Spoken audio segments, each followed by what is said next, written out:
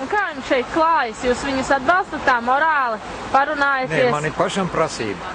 Kāda jums ir? Oi, smaga prasība.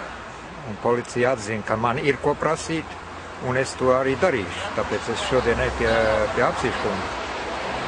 Un par ko tad jūs runāsiet, ko jautāsiet? Kāda ir tā prasība? Nu, vispirms es atgādināšu apsīškungam, ka te nebija jābūt ne Zatleram, ne Dombrovskim, bet viņam te vajadzēja būt katru dienu.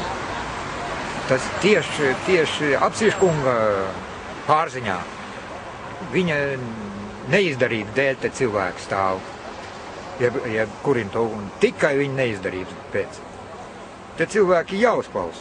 Es, kad te bija 2 naktis nogulējis, es pateicu policistiem, jūs priekšā ir potenciāls noziedznieks, dodat man priekšnieku.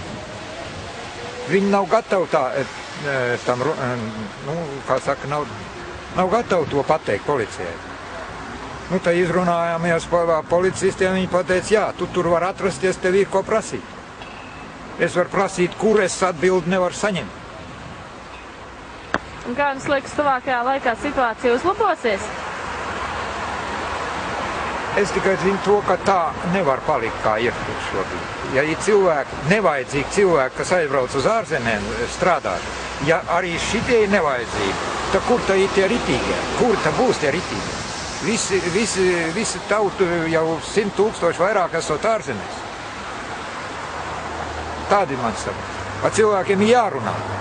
Rīgas doma aizvien, viņi saimnieki. No viņiem vēl neviens te nav ieradies. Policija dara savu aizvien, bet kur tā saimnieks ir? Saimnieks ir Rīgas doma.